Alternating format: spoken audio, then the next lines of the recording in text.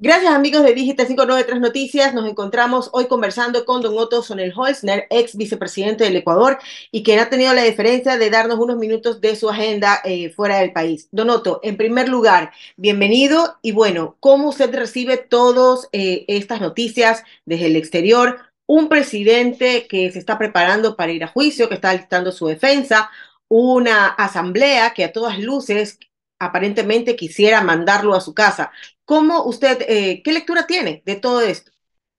Bueno, primero siempre la preocupación por el país, ¿no? Me apena que quienes están llamados a dar soluciones, me refiero tanto al Ejecutivo como al Legislativo, poco hacen al respecto y más bien viven dedicados a la bronca, a la pelea, al reparto del poder, y eso es penoso. Yo esperaría que en una circunstancia como la que está viviendo el Ecuador, tan dramática en materia de inseguridad, eso fuese motivo suficiente para que se sentasen en una mesa a hablar de ese objetivo común de todos los ecuatorianos, que es el derecho y el anhelo de vivir en paz. Eso Pero de eso han hecho, de eso quisiéramos han ver, hecho poco o nada y a mí me apena, ¿no? eso quizás es lo que quisiéramos ver todos los ecuatorianos, como usted dice, sentarse en una mesa, como ya hubo en una ocasión en que por la guerra todos los ex mandatarios se unieron, pero quizás la coyuntura ahora es diferente y sí quisiéramos ver a todos sentados en una mesa conversando y quizás aunando esfuerzos para sacar al Ecuador adelante en esta otra crisis. Verá, yo lo que esperaría es que la gente que pidió el voto se dedique a resolver problemas de los ciudadanos, no problemas personales. Fíjese que la única respuesta concreta en materia de seguridad, tanto del legislativo como del ejecutivo, ha sido facilitar el uso de armas para los ciudadanos. Y yo la verdad le digo como ciudadano a mis 40 años, Glenda, yo no quisiera aprender, tener que aprender a disparar. Yo esperaría que el Estado esté en capacidad de brindarme la seguridad, la protección, la calidad de vida en paz que nos merecemos todos los ecuatorianos. Pero la respuesta de las instituciones, tanto del legislativo a través de una reforma legal, como del presidente a través del cambio de decreto, ha sido: no vamos a hacer nada institucionalmente, defiéndete tú. Así no funcionan las cosas. Más allá de de las excepciones, perdón, que ameritan en el tema de porte de armas y que está bien que se actualice, etcétera, el mensaje fue muy negativo, porque el mensaje fue: esto es una guerra entre los ciudadanos y los delincuentes, y no es verdad.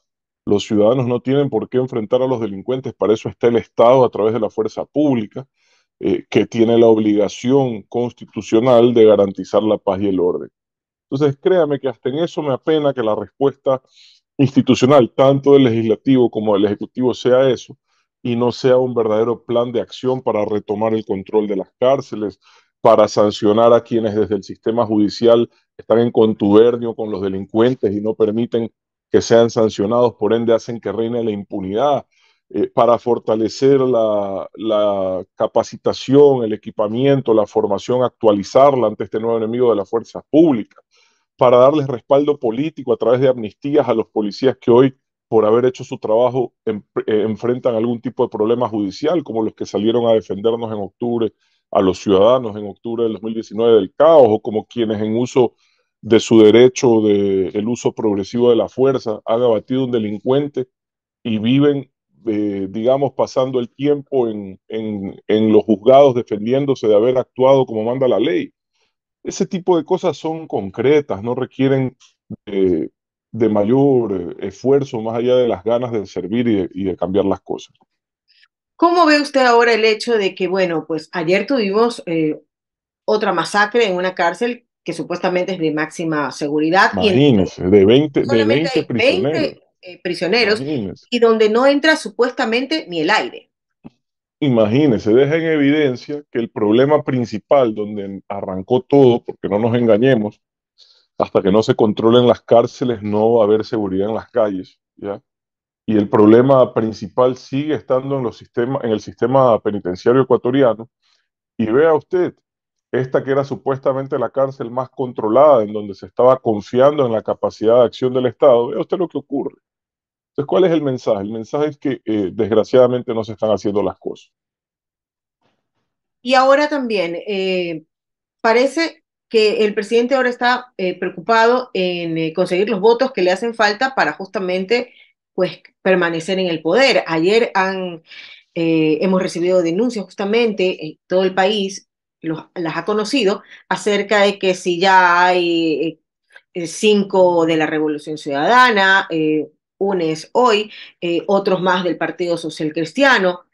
Este tipo de vaivén político, bueno, es lo que esperábamos en un juicio de estas características, Donoto. A ver, el gobierno, a través del Ministerio de Gobierno, está en la obligación de hacer las gestiones políticas y las coaliciones necesarias para garantizar la estabilidad de su gobierno, digamos. Es parte del trabajo. De ahí a que se cometan ilegalidades es otra cosa, pero los legisladores, si es que conocen de alguna ilegalidad y en su facultad de fiscalizadores, tienen la obligación de denunciarla real y concretamente y no quedar en meras insinuaciones, porque quedan mal. Tampoco creo que sea necesario, ya parece más parte del show, eso de que salen a decir mi conciencia no se vende, mi voto. Vote nomás tranquilo, que a la gente se la conoce por sus acciones, no por sus palabras. Vote como le dicte su conciencia. Haga lo que usted crea que le conviene más al país. Pero no salga a esta teatralización innecesaria que créame, más bien resalta las virtudes negativas que las positivas. Insisto, las coaliciones, las negociaciones legislativas son legítimas siempre y cuando sean dentro del marco de la ley, y no solo son legítimas, sino que son parte obligatoria del trabajo de gobernar.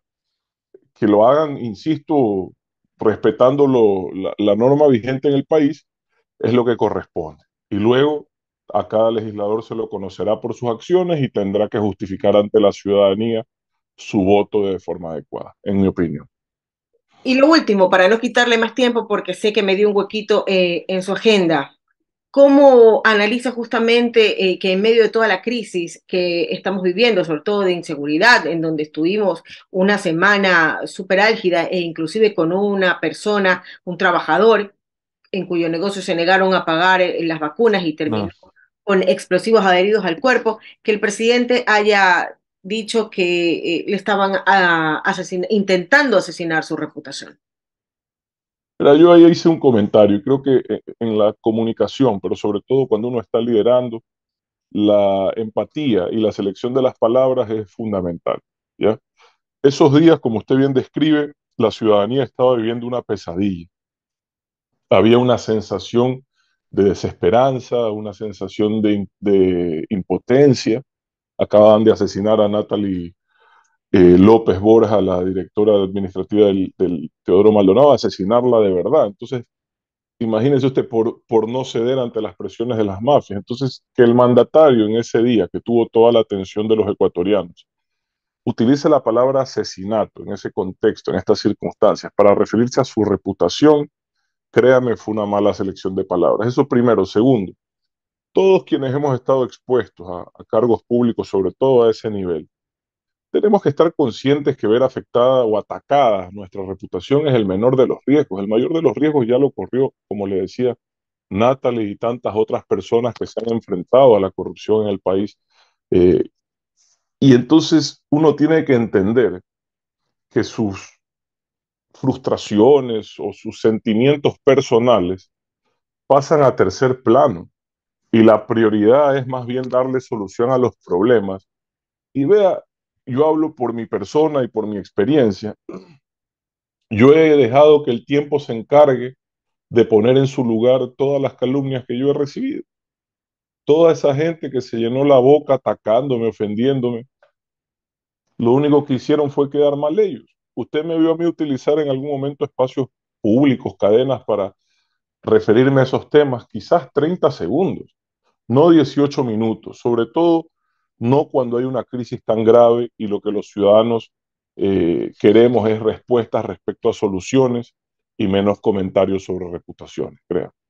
Don Otto, muchísimas gracias por su tiempo, Gracias a usted. por haber analizado con nosotros la coyuntura del país. Don Otto Gracias. Sonelholzer, ex Cuídese mucho. vicepresidente del Gracias, Luna. Ecuador. Muchas Hasta gracias. luego. Chao, Amigos chao. de Digital, continuamos con más.